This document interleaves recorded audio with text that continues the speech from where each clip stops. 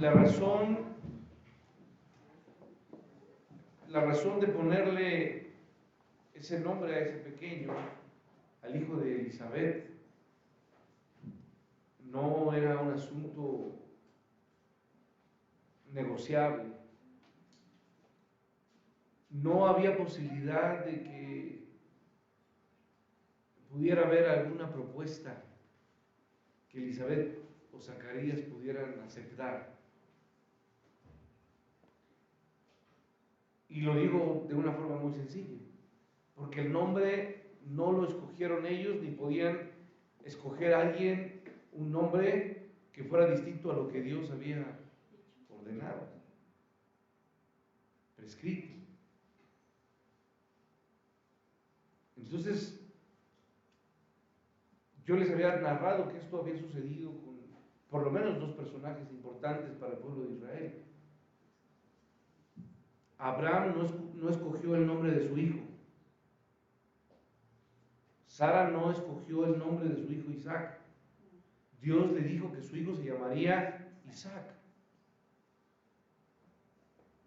Y entonces, así fue. Y también sucedió esto con el hijo de Isaías, o con los hijos de Oseas. Y esto mismo sucedería con el nombre del Mesías. José y María no escogieron el nombre de su hijo, ¿sí? No, no se llamó José. No, Dios mismo había escogido este nombre. Y yo había hablado, creo que, y para mí es importante que usted recuerde, cuál es el significado del nombre de Juan. En el hebreo no se dice Juan, se llama o se le dice Ioannes. ¿Sí? El hebreo no tiene una J como tal. Entonces es Ioannes, Juan. La forma griega del nombre hebreo, Johanán o Johanán, ¿sí?, que significa Dios es misericordioso. Eso significa Juan para nosotros. Dios es, ¿qué, hermanos? Misericordioso. Y esto no es otra cosa sino describe la misericordia extendida a ellos. Describe la salvación de Dios. Y usted no debe de olvidar que Juan fue el precursor del Mesías. Entonces, el nombre de este niño revelaba la naturaleza de Dios, la misericordia de Dios en este caso, pero también el significado de su padre Zacarías y de su madre Elizabeth confirmaban parte del mensaje que era importante quedar claro a todo el pueblo. Zacarías, ¿usted lo recuerda qué significa Zacarías? Dios se acuerda. ¿Sí? Y también, bueno, en otras palabras, Zacarías significa Dios es fiel a sus promesas, Dios cumple sus promesas, Dios recuerda su dicho.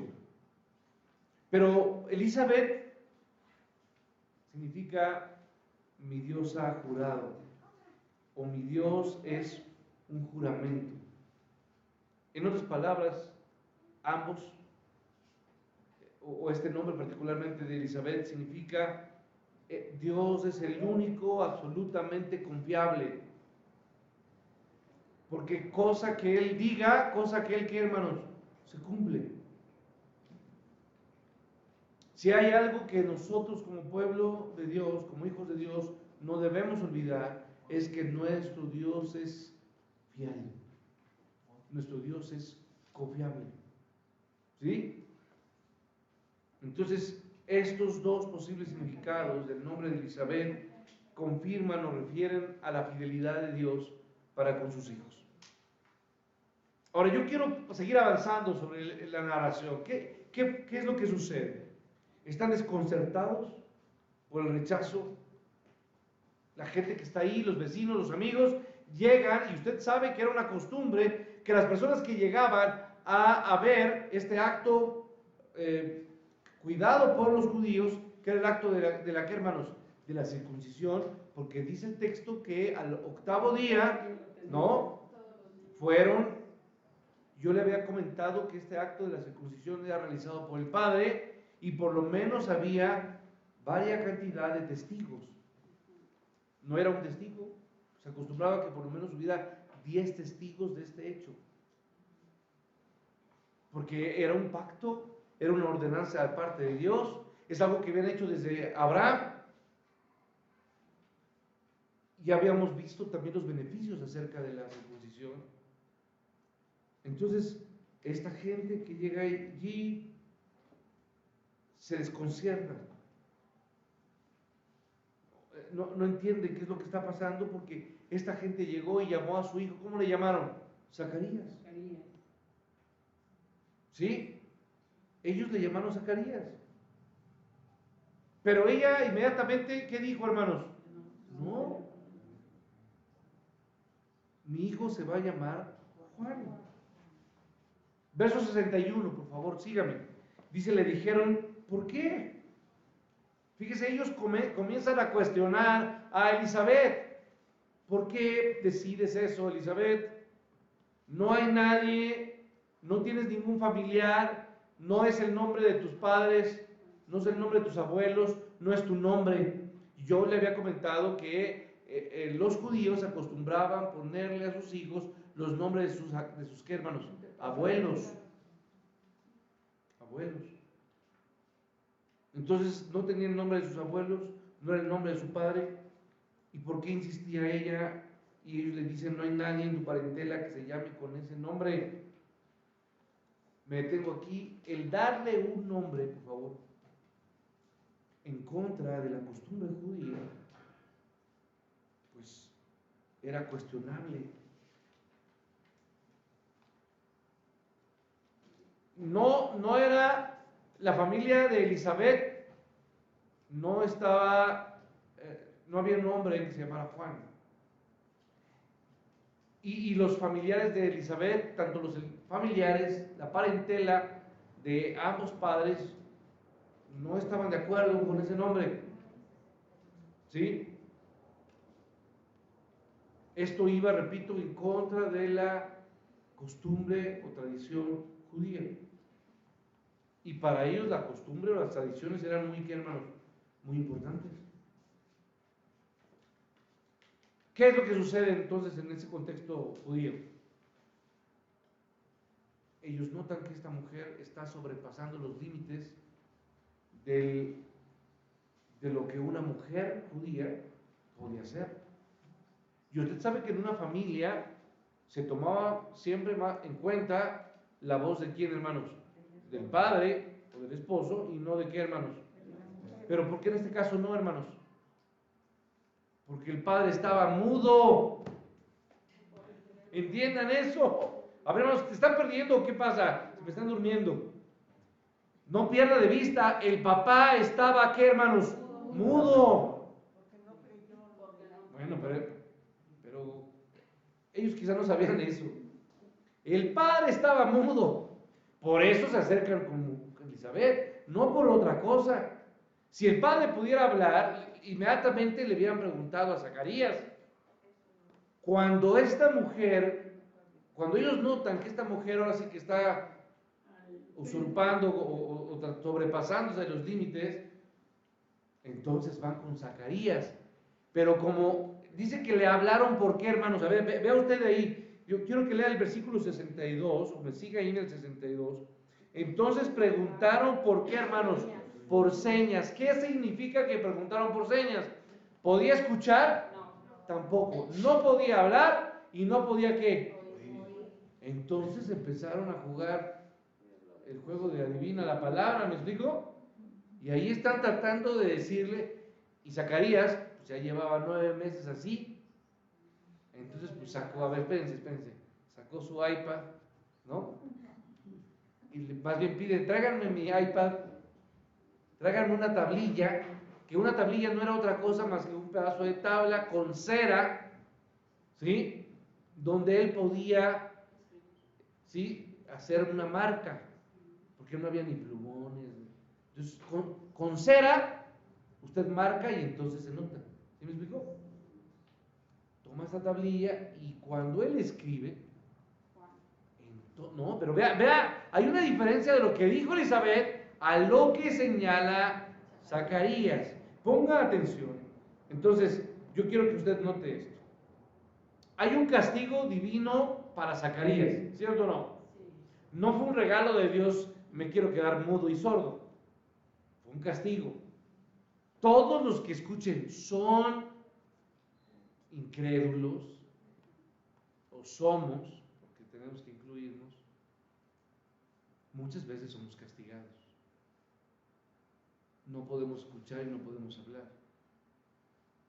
Zacarías fue castigado por Dios porque no le creyó al ángel Gabriel. Eso está en el versículo 20. Mire, usted se regresa unos versículos anteriores. Me voy al verso 19, no, me voy desde antes, me voy para que usted lo vea. Verso 17. No, me tendría que ir hasta más atrás, ¿ve?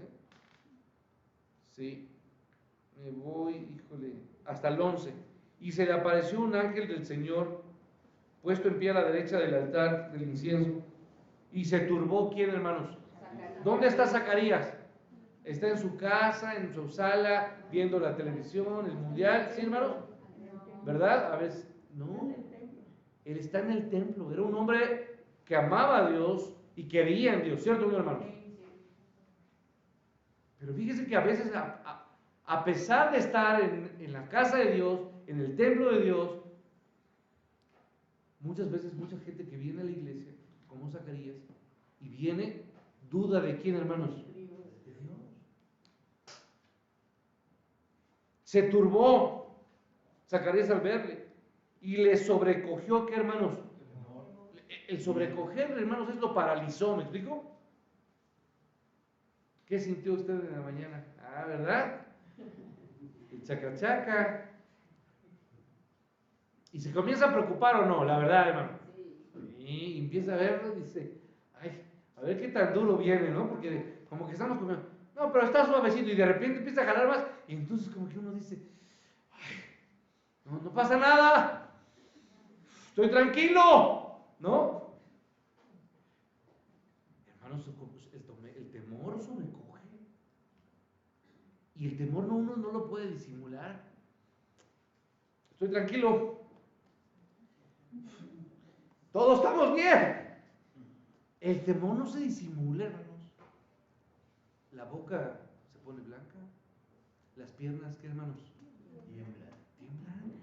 Y no es algo que usted lo decida. Y usted trata de decirle, oye, cálmate. Y uno empieza a abrazar a alguien. Mi hija, estamos bien. ¿Verdad que estamos bien? El que está temblando es uno. Sobrecoge temor. Él era un hombre de Dios, temeroso de Dios. Estaba en el templo y se llenó de temor. El ángel le dijo a Zacarías, no temas, porque tu oración ha sido, ¿qué, hermanos? A ver, Zacarías, ¿tú estuviste orando tanto tiempo? Estuviste orando por un milagro, ¿cierto o no? Y yo, Gabriel, estoy aquí porque tú oraste. Y ahora te llenas de temor.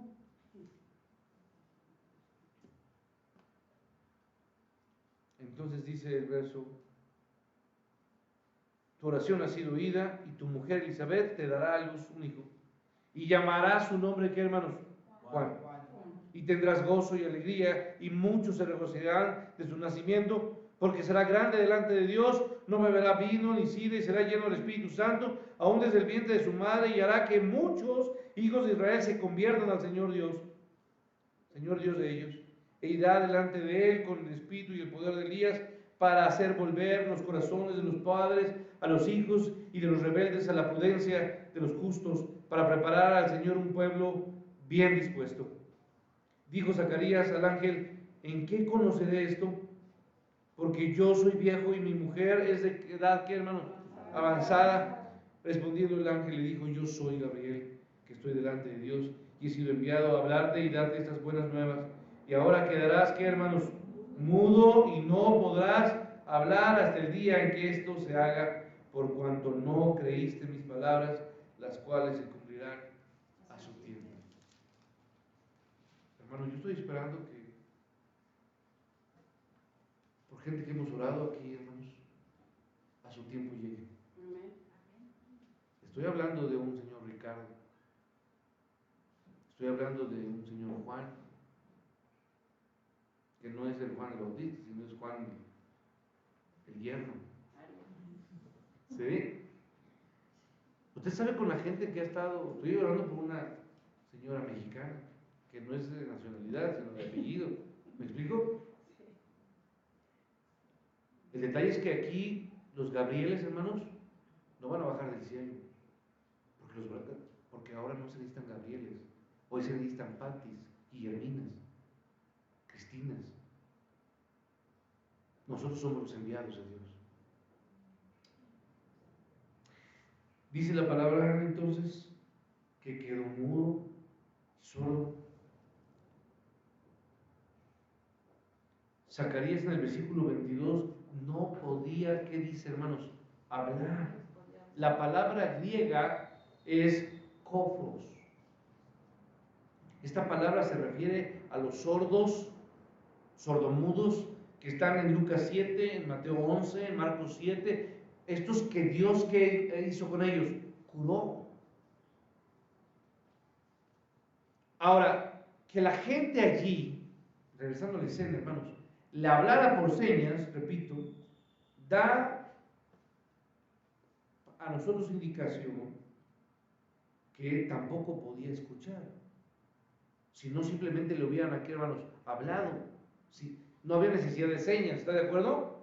Si pudiera escuchar a este hombre. ¿Sí?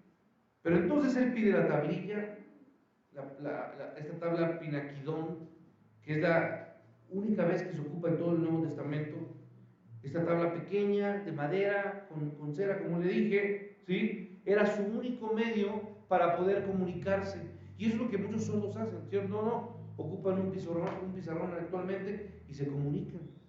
Ya muchos pueden, con ciertas formas, tratar de, o señas también, de comunicarse con otra persona. Pero este pizarrón había sido, esta tablilla había sido la ayuda para este hombre durante estos 9 meses para poder comunicarse. Verso 63, por favor. Escribió diciendo, se llamará Juan. No dice se llamará Juan, dice Juan es su nombre. A ver, hermanos, Zacarías había dado por hecho que ese niño era Juan. O sea, él no tuvo manera de cuestionar ni elegir. Él dijo, Juan es su nombre. Como diciéndole a toda la gente, él ya tiene nombre. Él es Juan. Entonces, cuando Zacarías dice su nombre es Juan, para Zacarías ese nombre le había quedado claro desde que fue prescrito o dicho por quién, hermanos, por el ángel Gabriel. Cuando lo había anunciado así. Por lo tanto, su decisión fue definitiva, y dice el versículo 63, y toda esa gente que estaba ahí, ¿qué hizo, hermanos? Se maravilló. Porque dijo, bueno, a ver, si este hombre no puede hablar, ¿cómo es posible que de una forma Elizabeth haya tomado el nombre y este hombre que no podía hablar ni podía escuchar, cómo se pusieron de acuerdo? ¿Sí me explicó? ¿Cómo sucedió esto? Todos se maravillaban. Y si la elección de su nombre lo sorprendió, lo que sucede después fue un asombro total. Voy a terminar este mensaje, y habíamos hablado, hermanos, en primer lugar, eran 3 puntos que afirmaban algo maravilloso. Hay un propósito misericordioso en el nacimiento de Juan. Dios desplegando su misericordia a estos padres pero que es una muestra también de la misericordia que se extiende a nosotros, ¿cierto o no? Por otro lado, vemos un propósito en ese nacimiento anunciado por un ángel mucho antes. Y luego aquí, hermanos, ahora vamos a pasar a este poder que queda claro que es una afirmación de que Dios estaba presente aquí. Verso 64. Al momento fue abierta su boca y suelta su lengua, y habló bendiciendo a Dios, y se llenaron de temor todos sus vecinos, y en todas las montañas de Judea se divulgaban todas estas cosas. Verso 66. Y todos los que las oían las guardaban en su corazón, diciendo: ¿quién pues será este niño? Y la mano del Señor estaba con él. A ver, hermanos, la afirmación de Zacarías de que su hijo era Juan,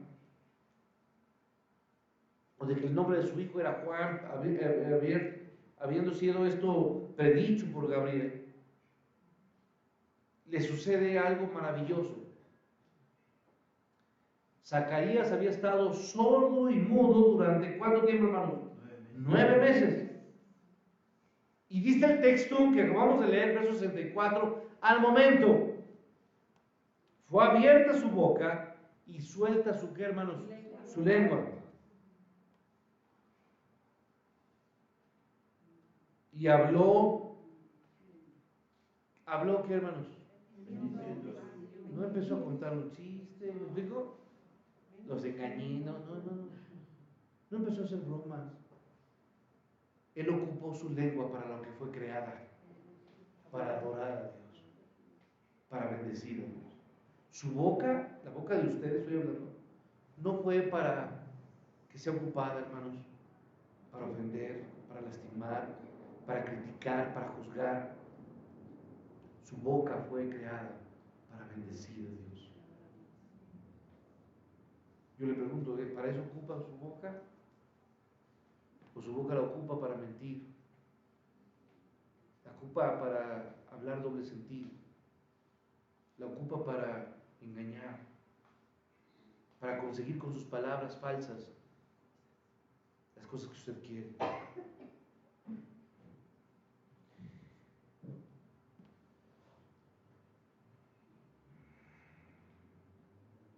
Al momento fue abierta su boca. Yo quiero decirle que de principio a fin, hermanos, la Biblia, todo este libro, hermanos, de principio a fin, exalta el poder de Dios.